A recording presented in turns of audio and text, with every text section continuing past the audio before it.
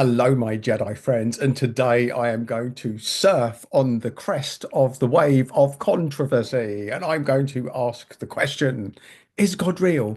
Is God real?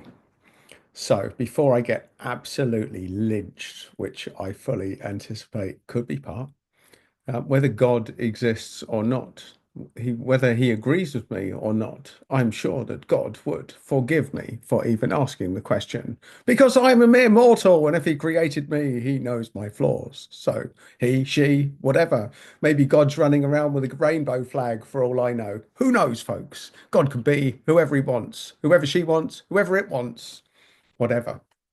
So before I go down this massively controversial route and shoot myself in the foot, I will say from somebody who is agnostic.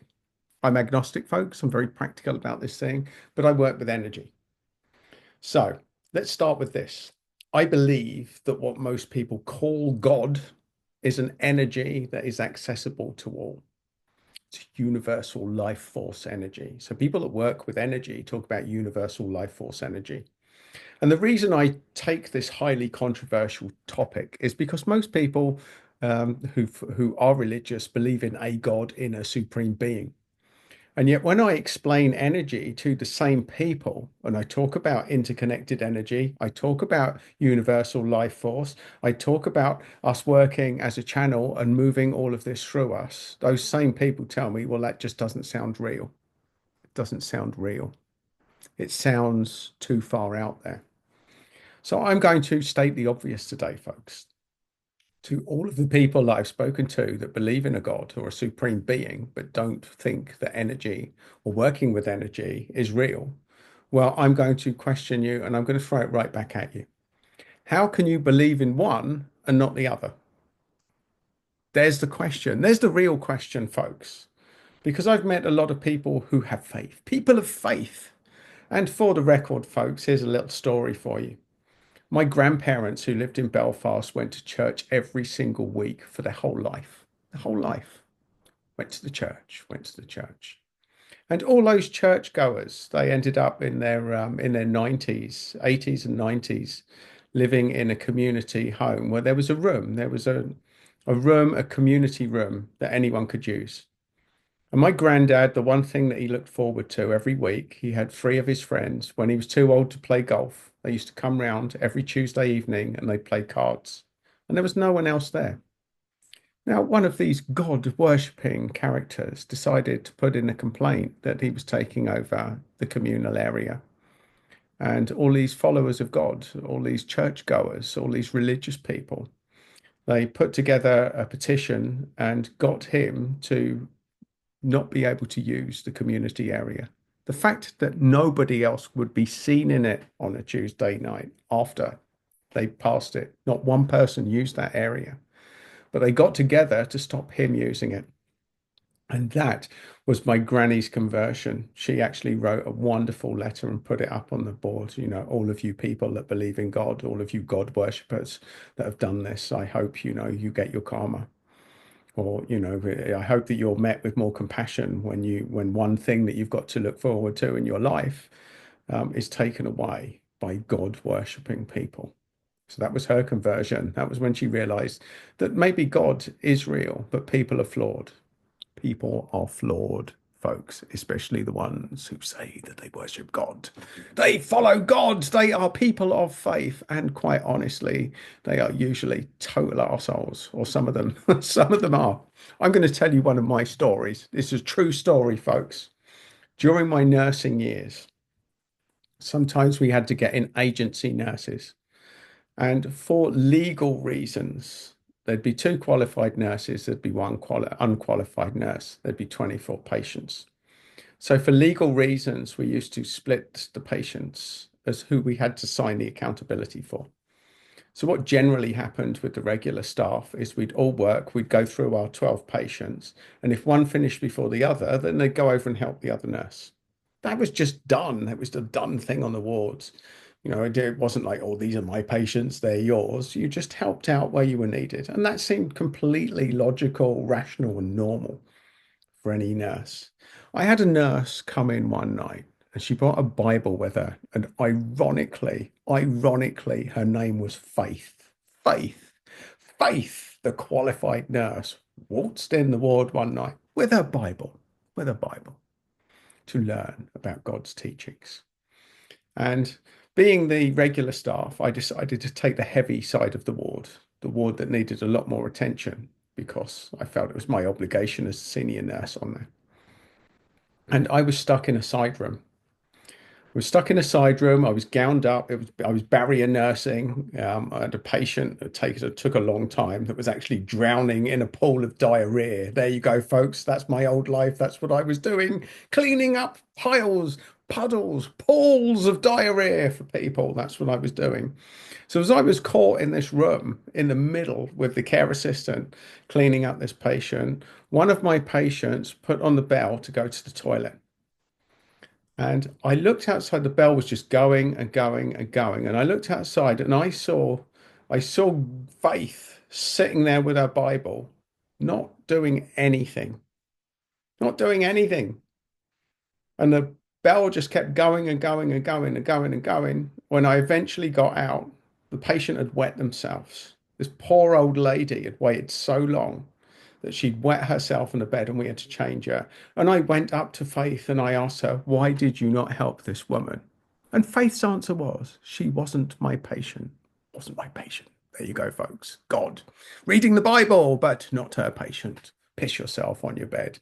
True story, folks. And the reason I bring this up is because people that go to church and people that follow God, well, I do not disrespect your faith. If you are a good person living a good life, doing good things, then whatever you're worshiping, that's a good thing. That is a good thing, folks.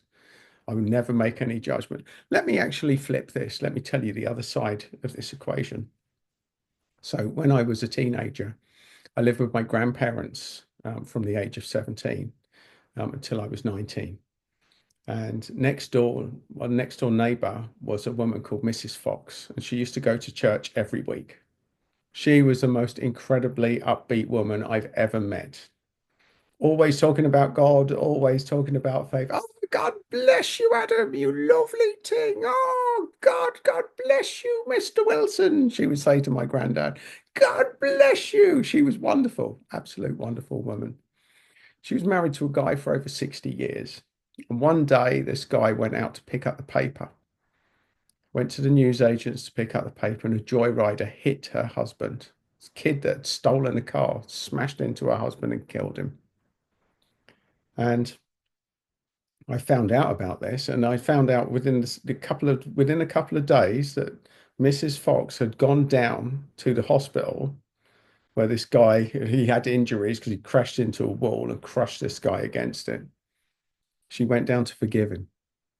Now that to me is somebody that, you know, that was to me was wow.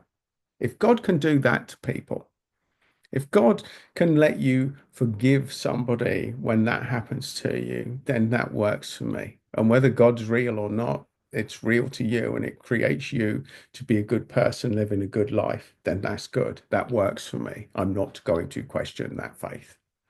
What works for other people, if it makes you a good person, great, great. But if you're going to be the arsehole going around ruining other people's lives and telling people how much faith you have, then that's horse shit to me, folks. It's horse shit. So I'm not here to say that God's real or not. If God's real to you and it makes you a better person, great, I'll take that. There's a win. And when I say God, it could be whatever deity the supreme being, could be Allah, could be Buddha, even though like Buddha and Muhammad were real people. So it sort of it gets a little bit more complicated there. But whatever supreme entity, whatever higher force, whatever religion you worship, whatever higher source of power that you deem as the highest source of power, the highest entity of power, if it makes you a better person, great. And I'm not even going to deny that they exist or not. I'm going to say, look, I can't prove it. but I can prove universal life force energy because I work with energy. I've done healing. I have experience of that. I've got evidence of this working. I can tell you for certain that I've got case studies. I've seen it for myself, folks. So I could be considered a bit rogue, a bit of a rebel on that path. I could be seen as a cynic, folks, but I take people as I find them. And if you show up and you generally do good for others and you're not an arsehole, then whatever you believe in as the higher source, great. Great, folks. That's great. Brilliant. Good on you. But if you're going to get on the comments and have a go at me, and I say, bring it on, I actually welcome this. Welcome it. It helps the algorithm, folks. So by all means, leave your tuppence worth on my little clickbaity video and tell me how wrong I am because it helps with the algorithm, folks. It helps with the algorithm. But the whole point is the reason that I bring this topic up is because working with energy is a bit like working with a higher source. And from somebody who's agnostic, who's never had a religion, who's never had a faith, who's never followed a supreme entity, this is as close to religious as it gets. Doing healing, being there for the greater good, intending to do good for whoever or whatever I'm working with. That to me is the supreme being. And for people to say they don't believe in it, well, that's a bit like me saying, I don't believe in God. And it's true. For me, God, I don't understand what God's to me is universal life force energy. So if we can all agree that that is what God is a supreme source of energy, then I'm in complete agreement with you folks. Like anything in life, it's all about semantics. Different words mean different things for different people. And it's not that I don't believe in what you believe in. It's probably we just have a different name for it. Different name for it, folks.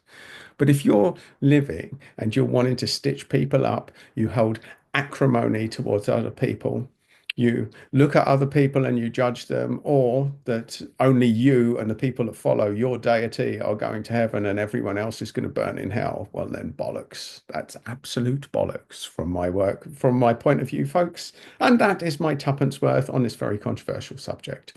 So what I will say is, by all means, leave your comments. By all means, troll your whatever your tuppence worth on this thread. I know it's a little bit clickbaity and it's a little bit out there, folks, but every now and again, I believe that you need to test the boundaries because the algorithm for small channels like myself, it can be a little bit brutal sometimes, and playing it safe, well, that definitely doesn't work, folks. It definitely doesn't work. So there you go. My tuppence worth on God or supreme beings or energy or universal life force. Universal life force is where it is, folks. And if that translates to your God, then we're both on the same page. And if it doesn't, well, quite frankly, you can fuck off. That's my tuppence worth, folks. Good people. I'm always happy to have reasoned conversations with them. And to everyone else, well, you save it for people who give a shit and want to listen to your random ramblings. And speaking of which, folks, if you have liked this content or you've liked my skirt with controversy and you want a few more insights or random ramblings or interviews or things that could help you with your life, then do please subscribe to the channel because it all helps. And if you want another one of my videos, you'll find it just there, folks. So, my Jedi friends, go forth and connect with whatever supreme being or energy that works for you, and let's all be better for it.